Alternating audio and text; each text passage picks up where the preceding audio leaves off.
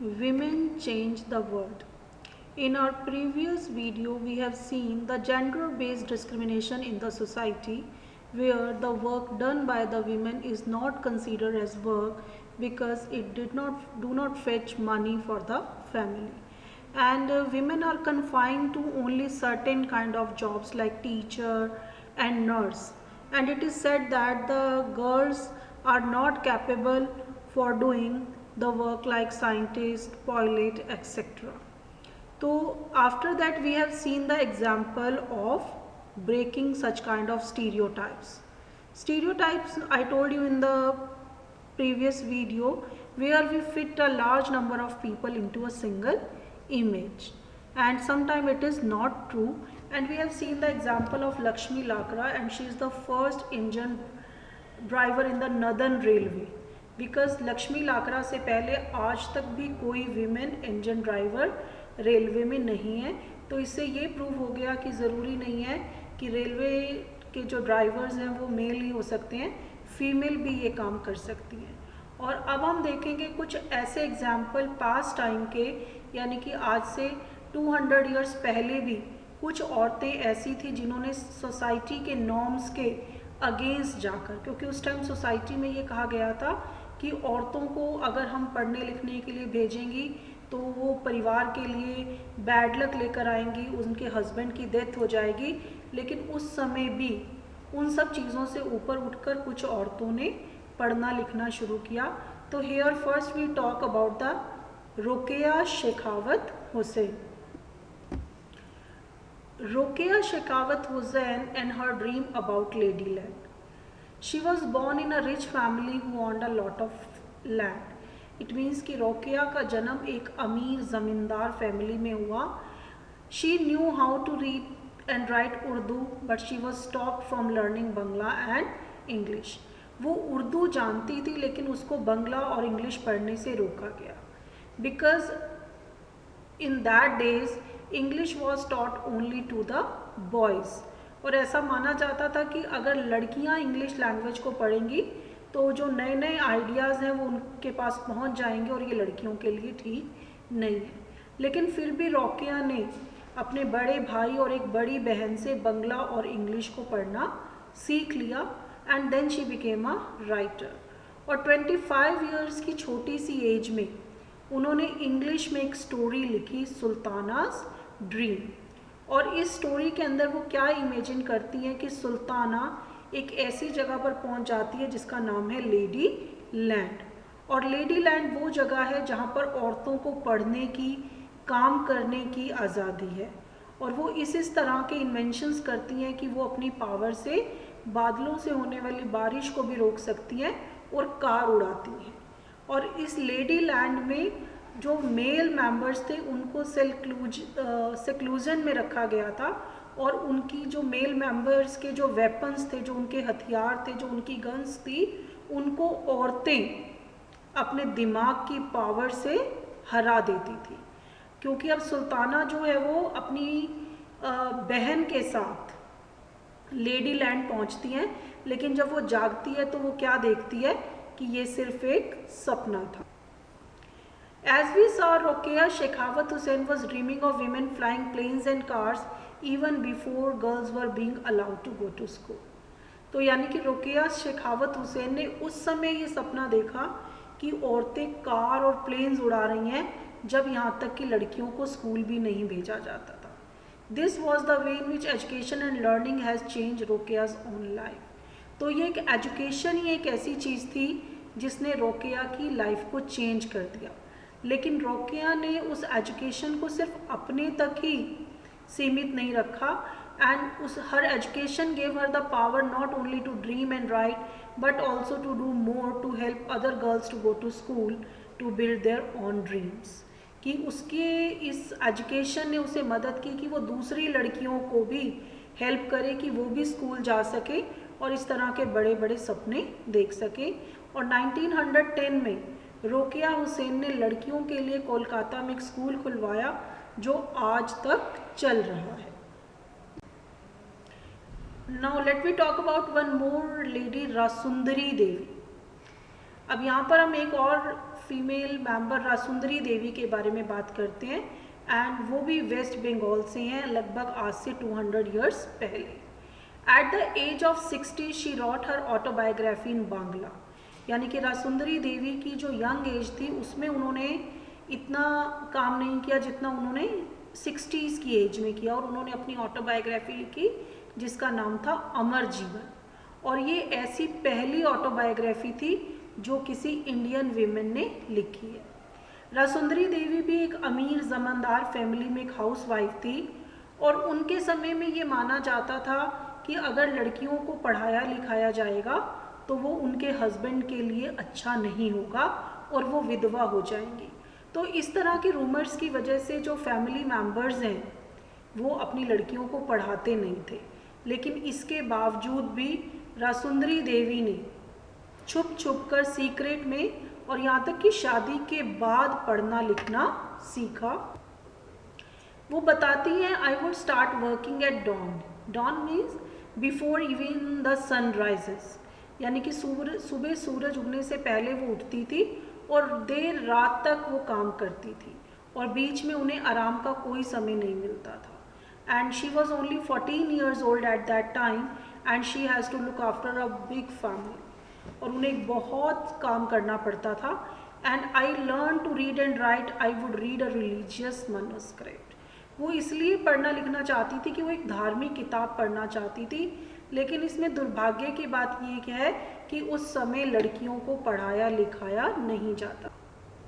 After learning the alphabet Rasundari Devi able to read Chaitanya Bhagavat. तो I want to let you know कि रासुंदरी देवी ने अपने बेटे की, जब उसका जो बेटा है, जब वो अल्फ़ाबेट की प्रैक्टिस किया करता था, उसके उस पेपर्स को देख देख कर उसने अल्फ़ाबेट्स को पढ़ना और लिखना सीखा, और यहाँ तक कि उन्होंने चैतन्य भागवत के एक पेज को फाड़ कर छुपा लिया, यानी कि वो इतनी ईगर थी चैतन्य भागवत को पढ़ने के लिए। और फिर जब उसने अपनी बहुत मेहनत से, बहुत हिम्मत से जब वो पढ़ना लिखना सीख गई, तो उसने चैतन्य भागवत पढ़ा भी, और फिर उन्होंने अपनी ऑटोबायोग्राफी लिखी अमर जीवन, और जिसकी वजह से ही हम ये जान पाते हैं कि उस समय इंडिया में औरतों की कंडीशन कैसी थी। Rasundari Devi wrote about her everyday life experiences in detail. उसने अपनी रोज़मर्रा की ज़िंदगी के बारे में लिखा है। There were days when she did not have a moment's rest, not time even to sit down and eat. कि कई कई दिन ऐसे होते थे कि वो 1 मिनट का भी उनको आराम नहीं मिलता था, वो यहाँ तक कि बैठकर आराम से खाना भी नहीं खा पाती थी। स्कूलिंग एंड एजुकेशन टुडे, तो क्या आज भी ऐसा है? Let we see. Today both boys and girls attend in school in large number, yet as we will see there still remain difference between the education of boys and girls। आज सब बहुत सारे लड़के और लड़कियां स्कूल जाते हैं, लेकिन फिर भी लड़के और लड़कियों की एजुकेशन में बहुत फ़र्क है। According to 1961 census, so what is census? This is called in Hindi janganana. It means कि आफ्टर एवरी 10 ईयर्स, हर 10 साल के बाद इंडिया के अंदर पॉपुलेशन को गिना जाता है, और ये नोट किया जाता है कि भारत में कितने मेल फीमेल हैं, वो कितने पढ़े लिखे हैं, कितने क्या काम करते हैं, किस कास्ट से बिलोंग करते हैं। तो 1961 में जब इस तरह का सेंसस हुआ तो पता चला कि 40% बॉयज़ और मेन जो हैं वो दे आर लिटरेट, और उनके कंपैरिजन में सिर्फ 15% औरतें और लड़कियां पढ़ी लिखी हैं। तो व्हाट इज़ लिटरेट? सेंसस के अकॉर्डिंग लिटरेट किसे काउंट किया जाता है कि कोई भी वो व्यक्ति जो 7 ईयर्स की एज से बड़ा है और वो किसी भी एक भाषा को लिख और पढ़ सकता है, that is considered as literate.